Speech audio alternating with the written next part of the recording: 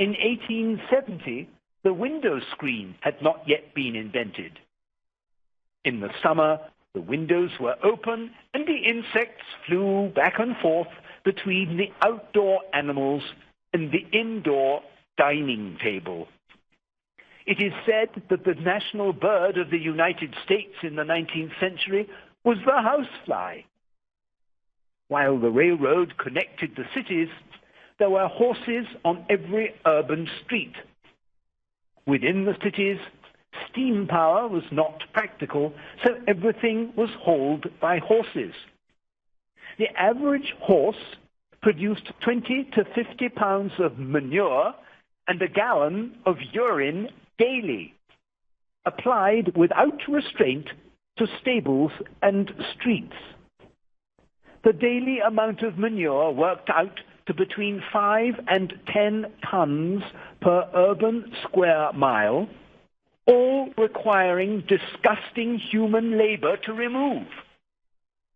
The low standard of living reflected not just the small amount that people could purchase, but also the amount of effort at the workplace and at home where they had to expend to perform ordinary tasks.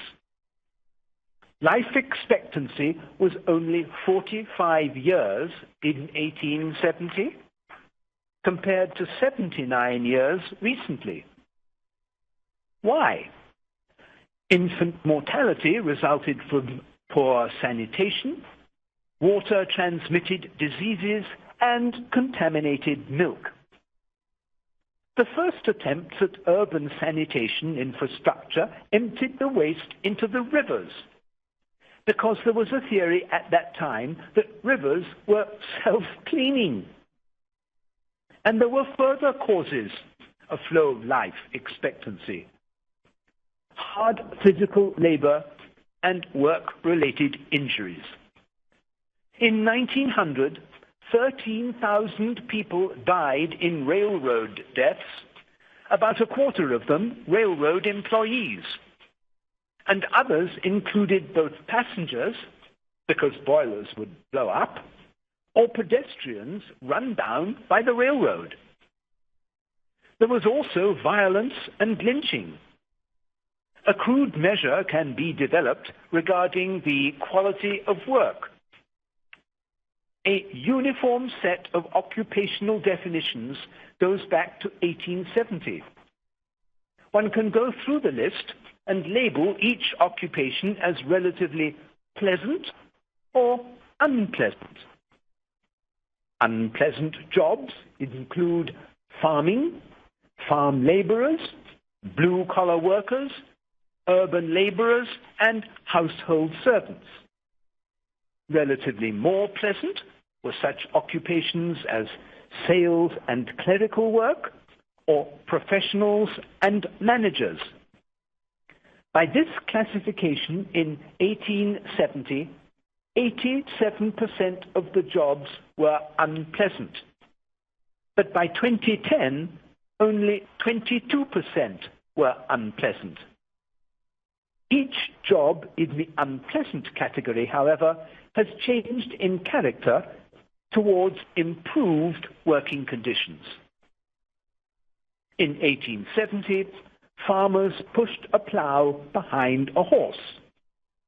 In 2012, American farmers drive air-conditioned, enclosed John Deere tractors that drive themselves, guided by GPS, and contain computers that automatically drop the seeds.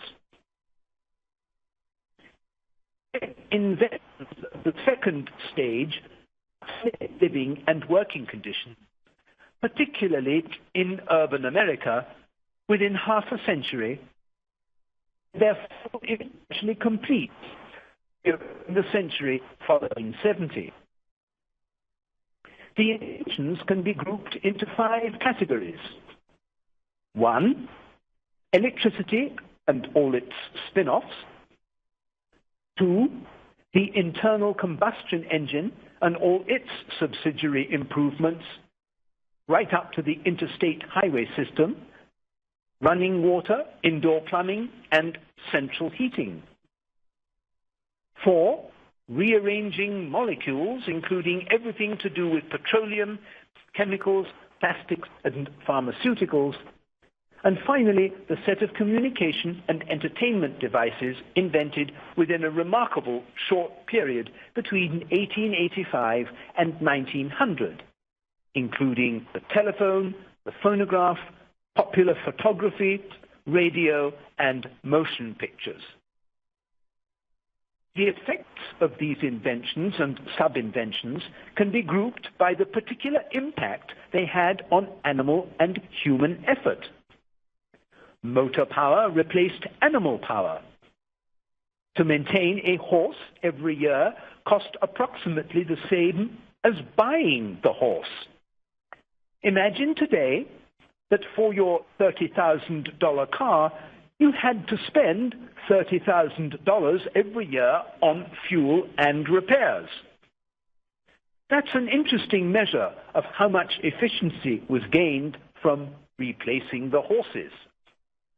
Gone was the need for unsanitary and repulsive jobs of people who had to remove horse waste. Much of the inventive effort replaced not just animals, but also brute force human effort. Running water replaced hauling water and waste. Oil and gas replaced coal and wood. Electric hand tools became common by 1910 and 1920, and household appliances began to proliferate with the early washers and refrigerators in the 1920s. Human comfort and convenience benefited by replacing the outhouse, replacing the open hearth fire, and by the invention of window screens shortly after 1870. Reading was easier with electric light, and pollution was reduced as natural gas began to be used in place of coal.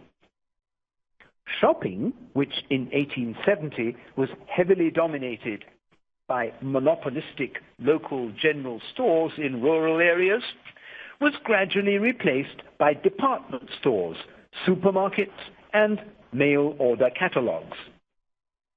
Another dimension of improvement was speed. By 1870, intercity trains traveled at 25 miles an hour, and horse-drawn streetcars with their 6-mile-an-hour pace were beginning to replace less efficient horse-drawn omnibuses that traveled only half as fast. Within a few years, the horse-drawn streetcar was replaced by the electric streetcar and the motor bus. All of a sudden, in the 1890s and 1900s, appeared the Chicago Elevated and the New York City subway system, with similar improvements in many other cities.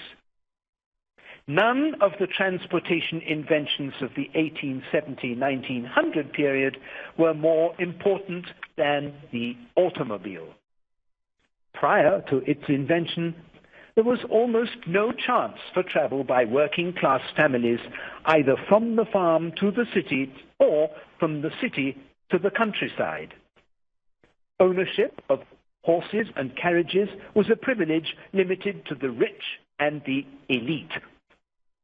The automobile changed all that, and even more for farmers than city residents.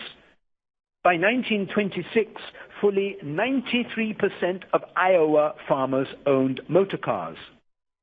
The range of indirect benefits provided by the automobile is suggested in this quote from Flink, 1972, page 460, and I quote, "The benefits of automobility were overwhelmingly more obvious.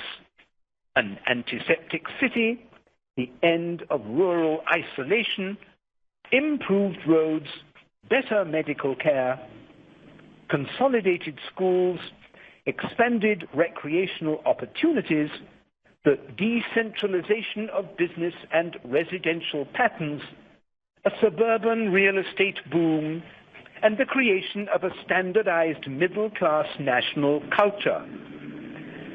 starting in 1860 with the horse omnibus traveling at 3 miles an hour.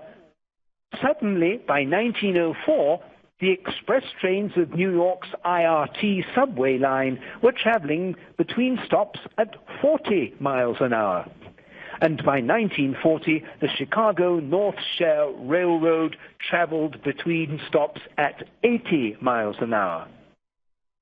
Barely 2 decades after the Wright brothers' first 1903 flight, in 1926, a flimsy Swallow biplane flew from Pasco, Washington to Elko, Nevada on the first U.S. commercial airline flight, flying 98 pounds of mail at 90 miles an hour. By 1958, travelers were going 550 miles an hour in a Boeing 707, and today we go not faster than in 1958, but rather slower due to the need to conserve fuel. Communication and entertainment blossomed with the telegraph, telephone, phonograph, recorded music, and, by 1920, the first commercial radio station. So, there you have it. And here's the stunning conclusion. All of the improvements I have mentioned could only happen once. Speed of travel was increased from that of the horse to the jet plane in a century, but could not happen again. The interior temperature that in 1870 alternated between freezing cold in the winter and stifling heat in the summer reached a year-round 72 degrees Fahrenheit, or 22 degrees centigrade, and that could not happen again. The U.S. was transformed from 75% rural to 80% urban, and that could not happen again. And that, ladies and gentlemen, is why the growth of productivity has slowed to a crawl over the last half-century, and, in my opinion, why it will never pick up again. Let me end with a thought experiment which helps to underscore the fundamental importance of the inventions of the second stage compared to the subset of third stage inventions that have occurred since 2002. You are required to make a choice between option A and option B. With option A, you are allowed to keep 2002 electronic technology, including your Windows 98 laptop accessing Amazon, and you can keep running water and indoor toilets. But you can't use anything invented since 2002. Option B is that you get everything invented in the past decade right up to Facebook, Twitter, and the iPad, but you have to give up running water and indoor toilets. You have to haul the water into your dwelling and carry out the waste. Even at 3 a.m. on a rainy night, your only toilet option is a wet and perhaps muddy walk to the outhouse. Which option do you choose? The preference for option A is so obvious. You are forced to recognize that just one of the many late 19th century innovations is more important than the portable electronic devices of the past decade on which you have become so dependent.